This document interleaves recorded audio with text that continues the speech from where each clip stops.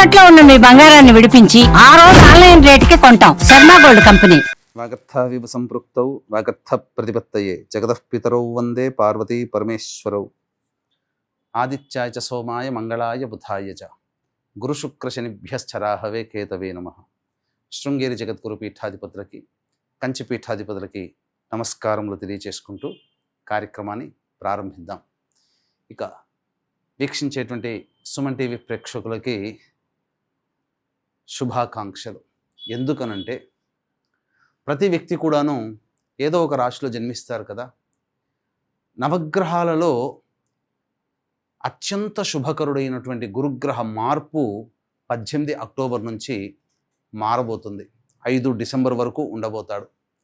ఎందుకయ్యా గురువుకి ఈ గ్రహ మార్పు అనేటువంటిది, రాశి మార్పు జరుగుతుంది కదా గురువు, ఎందుకంత ప్రాధాన్యత అని అంటే, గురువు ఉచ్చస్థితిలో ఉండేటువంటి కర్కాటక రాశిలోకి మారుతున్నాడు. 18 అక్టోబర్ వరకు గురుగ్రహము కొన్ని రాశుల వారికి మంచి, కొన్ని రాశుల వారికి చెడు ఫలితాల్ని ఇవ్వడం జరిగింది. తర్వాత తనకి తాను అత్యంత శుభప్రదమైనటువంటి ఉచ్చస్థితి అయినటువంటి కర్కాటక రాశిలోకి గురుగ్రహ మార్పు ఉండబోతుంది. ఆ కారణం చేత కొన్ని రాశుల్లో జన్మించినటువంటి వారికి అత్యధికమైనటువంటి శుభ ఫలితాలు, కొన్ని రాశుల వారికి కొన్ని ఇబ్బందికర పరిస్థితులు, ఇప్పటి వరకు గురుబలం లేక ఇబ్బంది పడుతున్నటువంటి వాళ్ళకందరికీ జీవితంలో గురు మార్పు ప్రభావము అనేటువంటిది అత్యంత యోగదాయకంగా ఉండబోతుంది. వివాహం కాని అబ్బాయిలు అమ్మాయిలకి, కొన్ని రాశుల్లో జన్మించినటువంటి వారికి జీవితంలో శుభ ఘంటికలు మోగబోతున్నాయి. ఎన్నాళ్ళ నుంచో ఎదురు చూస్తున్నటువంటి శుభ పరిణామాలు మీ జీవితంలో రాబోతున్నాయి. కాబట్టి వీక్షించేటువంటి సుమన్ టీవీ ప్రేక్షకులందరూ కూడా ఈ గురుగ్రహ మార్పు ప్రభావం వలన 12 రాశుల్లో జన్మించినటువంటి వారికి ఏ విధంగా ఉండబోతుందో తెలుసుకునే ప్రయత్నం చేద్దాం. ఇక మిగతా గ్రహాల యొక్క స్థితిగతులు కనుక చూసినట్లయితే, శని యాజ్ యూజువల్గా మీనరాశిలో, అలాగే రాహువు కుంభరాశిలో, కేతువు సింహరాశిలో స్థితి పొంది ఉండడం జాతకరీత్యా. ఇక ప్రధానంగా రవిగ్రహము గురు గ్రహంతో పాటుగా 18 అక్టోబర్ నుంచి 16 నవంబర్ వరకు కూడా ఈ రవి తులారాశిలో సంచారం చేస్తుంటాడు. అలాగే 17 నవంబర్ నుంచి 15 డిసెంబర్ వరకు కూడా రవి ఈ యొక్క వృశ్చిక రాశిలోకి సంచారం చేస్తుంటాడు. ఇక మరొక గ్రహమైనటువంటి కుజుడు 27 అక్టోబర్ వరకు ఈ తులారాశిలో సంచారం చేస్తూ ఉంటే, 27 అక్టోబర్ నుంచి 7 డిసెంబర్ వరకు వృశ్చిక రాశిలో సంచారం చేస్తుంటాడు. ఇక మరొక గ్రహమైనటువంటి శుక్రగ్రహము 3 నవంబర్ నుంచి 26 నవంబర్ వరకు తులారాశిలో, అలాగే 27 నవంబర్ నుంచి 21 డిసెంబర్ వరకు వృశ్చిక రాశిలో శుక్రగ్రహ సంచార ప్రభావం.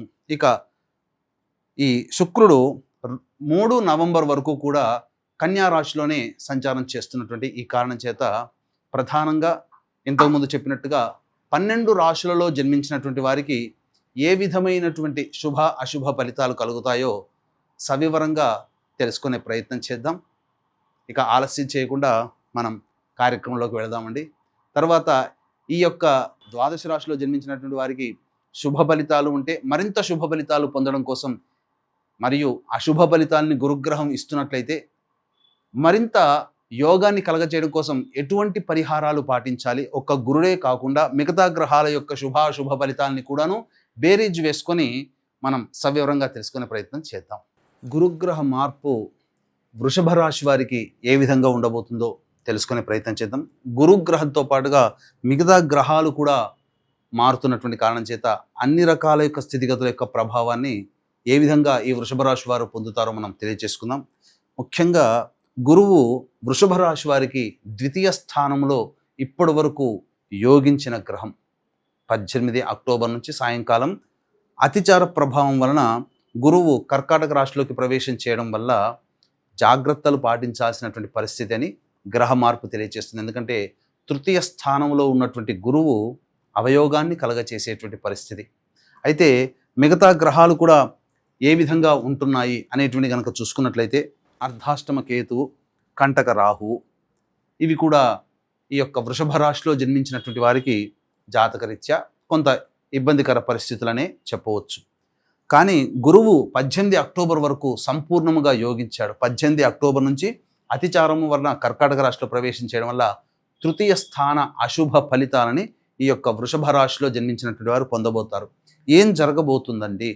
సింపుల్గా ఇప్పటి వరకు ప్రాణంగా ఉన్నటువంటి స్నేహితుల మధ్య, సోదర సోదరీమణుల మధ్య కొంత పొరపచ్చాలు వచ్చేటువంటి అవకాశం ఉంటుంది. అకారణమైనటువంటి విరోధాలు మీకు కలుగుతాయి. కాబట్టి జాగ్రత్తలు పాటించండి. ఎక్కువగా ఎవరితో పడితే వాళ్ళతో అతి సంవాదములు, అతి సంభాషణలు చేయకుండా ఉండడమే దీనికి విరుగుడుగా మనం గమనించుకోవాలి. నూతన వ్యక్తులు పరిచయం అవుతారు. అలాగే ఎలాంటి పరిచయాలు అవుతాయంటే షార్ట్ టైంలో, షార్ట్ పీరియడ్లో ఇన్కమ్ జనరేట్ చేసుకుందాం అనేటట్టుగా ఉంటుంది. అంటే మీ వద్దకు అలాంటి ప్రతిపాదనలు వస్తాయి. ఇలా పెట్టుబడి పెడితే తక్కువ సమయంలోనే దానికి డబుల్ రిటర్న్స్ రావచ్చేమో. ఇలా మోసపూరితమైనటువంటి ప్రకటనల మాయలో పడకుండా వృషభ రాశిలో జన్మించినటువంటి వాళ్ళు జాగ్రత్తలు పడాలి. ఇది ప్రధానంగా. అంటే ధనపరమైనటువంటి నష్టము ఉండబోతుంది ఈ యొక్క గురుగ్రహ మార్పు ప్రభావం వలన. అయితే ఈ యొక్క గురుగ్రహం మార్పుతో పాటుగా మిగతా గ్రహాల యొక్క రాశుల యొక్క సంచార ప్రభావము ఎలా ఉండబోతుంది? మిగతా గ్రహాల యొక్క సంచార ప్రభావం 18 అక్టోబర్ నుంచి 16 నవంబర్ వరకు కూడా రవి తులారాశిలో సంచారం చేయడం ఇది యోగముగా చెప్పవచ్చు.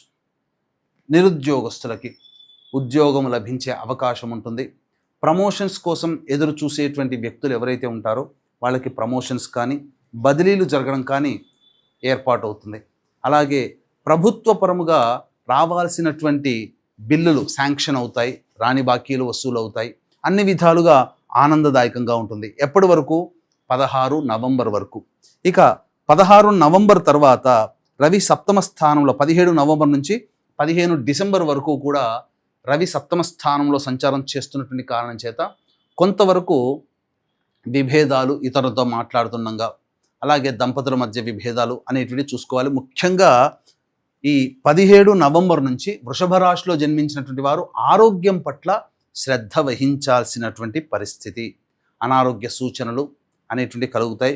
గుండె వేగంగా కొట్టుకోవడమో, స్లోగా కొట్టుకోవడమో, హృదయ సంబంధమైనటువంటి బాధలు, లేదా ఏదో ఒక మానసికమైనటువంటి వేదన మిమ్మల్ని ఇబ్బందులకి గురి చేస్తుంది. ఒక అంశం మీద మీరు చాలా మదన పడిపోవడం అనేటువంటిది ఈ 17 నవంబర్ నుంచి 15 డిసెంబర్ మధ్యకాలంలో ఈ రవిగ్రహ సంచార ప్రభావం వలన జరిగేటువంటి అవకాశం ఉంటుందని చెప్పవచ్చు. ఇక కుజుడు 27 అక్టోబర్ వరకు కూడా కుజుడు తులారాశిలో సంచారం చేయడం, ఈ రవి ప్రభావం, కుజ ప్రభావం సంపూర్ణంగా 27 అక్టోబర్ వరకు కుజుడు, అలాగే 16 నవంబర్ వరకు కూడా రవి అనుగ్రహం ఉన్నటువంటి కారణం చేత తర్వాత రవి కుజుల యొక్క ప్రభావం కూడా సంపూర్ణముగా యోగిస్తుందని చెప్పవచ్చు. ముఖ్యంగా 27 అక్టోబర్ వరకు కూడా న్యాయ సంబంధమైనటువంటి వివాదాలన్నీ కూడాను పరిష్కార దిశగా మీకు సాగుతాయి. సెటిల్మెంట్ చేసుకునే అవకాశాలు ఉంటాయని చెప్పవచ్చు. అలాగే రియల్ ఎస్టేట్ రంగంలో ఉన్నటువంటి వాళ్ళు, పారిశుద్ధ్య రంగంలో ఉన్నటువంటి వాళ్ళు, ఎలక్ట్రానిక్స్ అండ్ ఎలక్ట్రికల్ రంగంలో ఉన్నటువంటి వాళ్ళు, పవర్ సంబంధించినటువంటి రంగంలో ఉన్నటువంటి వాళ్ళు, వీళ్ళందరికీ కూడా అనుకూలమైనటువంటి వాతావరణం, వ్యాపార విస్తరణ ఇవన్నీ కూడా ఈ యొక్క సందర్భంగా వృషభ రాశిలో జన్మించినటువంటి వాళ్ళకి కలిగేటువంటి అవకాశం.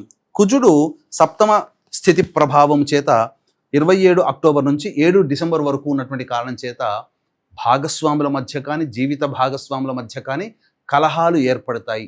లేదా మీరు ఇతరులతో ఎవరితో కలిసి పని చేస్తున్నా ఎదుటి వ్యక్తి భాగస్వామి అవుతాడు. కాబట్టి ఆ సంబంధించినటువంటి ఆరోగ్య వాతావరణం చెడిపోతుంది. కాబట్టి ఇతరులతో మనస్పర్ధలు తరచుగా వచ్చేటువంటి అవకాశము ఈ రవి ప్రభావము, కుజ ప్రభావ సంచారము, దీనికి తోడు గురువు కూడా తృతీయ స్థానంలో సంచారం చేస్తున్నటువంటి కారణం చేత ఏర్పడే అవకాశం ఉంటుంది. ముఖ్యంగా ధన సంబంధమైనటువంటి వ్యవహారాలు కష్టంగా మారుతాయి. డబ్బు సంపాదించడం ఎలా ఉంటుందో ఖర్చు కూడా అంతకు మించి ఉండడం వలన ప్రశాంతత లేని జీవితాన్ని గడుపుతారు.